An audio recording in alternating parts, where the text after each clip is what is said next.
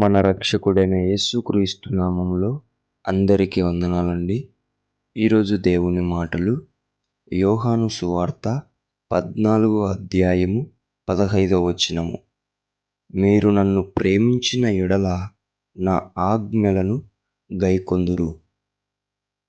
దేవుని బిడ్డలారా, ఎంతమందికి దేవుని ప్రేమను సంపాదించుకోవాలని, అనుభవించాలని ఆశపడుతూ ఉంటున్నారు.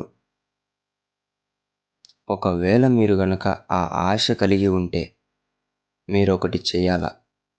దేవుని ప్రేమ నీ వెంట రావాలి అంటే నీవు మొదటిగా దేవుడు ఇచ్చిన ఆజ్ఞల వెంట నువ్వు పరిగెత్తాల.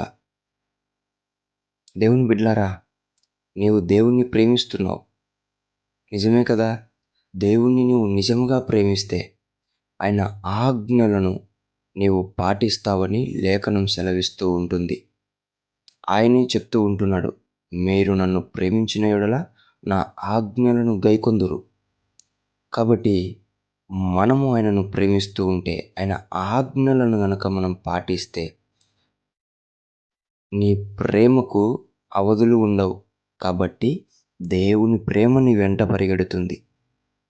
నీవు ఎక్కడ ఉన్నా, ఎక్కడ ప్రార్థిస్తున్నా వెంటనే అక్కడ దేవుని ప్రేమ వెల్లడవుతుంది. ఎక్కడ రోగికి ప్రార్థన చేసినా అక్కడ స్వస్థత జరుగుతుంది. ఎక్కడ దయ్యాన్ని వదిలిపోమని చెప్పినా అక్కడ దయ్యాలు వదిలిపోతాయి. ఎందుకంటే నీ మీద ఆయన ప్రేమ కుమ్మరించబడుతూ ఉంటుంది.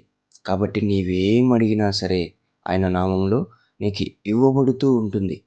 ఎందుకంటే నీవు ఆయన ఆజ్ఞలను ప్రేమిస్తూ నీవు దేవుణ్ణి ప్రేమిస్తున్నావు అని చెప్తున్నావు. కాబట్టి అందరిలాగా ఆజ్ఞలు పాటించుకోకుండా నేను దేవుణ్ణి ప్రేమిస్తున్నానని మాట వరుసకు నువ్వు చెప్పడంలా, ఆజ్ఞలు పాటిస్తూ నువ్వు దేవుణ్ణి ప్రేమిస్తున్నానని చెప్తున్నావు. కాబట్టి దేవుని ప్రేమ నీ వెంట పడుతుంది. కాబట్టి ఆ ప్రేమ నీ వెంట పడినప్పుడు నీవు ఆయన నామములో ఏమడిగినా దేవుడు నీకు ఇస్తాడు. ప్రియ దేవుని బిడ్డలారా, ప్రతి ఒక్కరు కూడా ఆజ్ఞల వెంట పరిగెత్తి కష్టపడిన, శక్తి అంత పోగొట్టుకున్న ఆజ్ఞలను పాటించి చూడండి, దేవుని ప్రేమ మీ వెంట పరిగెడుతుంది. మీరేమడిగినా అప్పుడు సాధించగలుగుతారు. దేవునికి మహిమ కలుగునుగాక. ప్రార్థించుకుందాం. యేసయ్యా, నీకు వందనాలు నాయనా.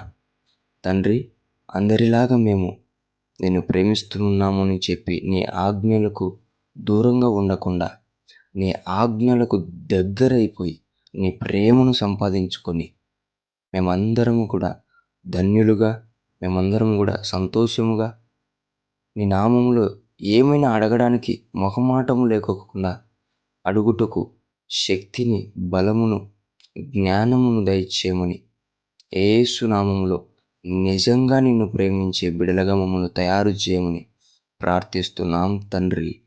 ఆమెన్.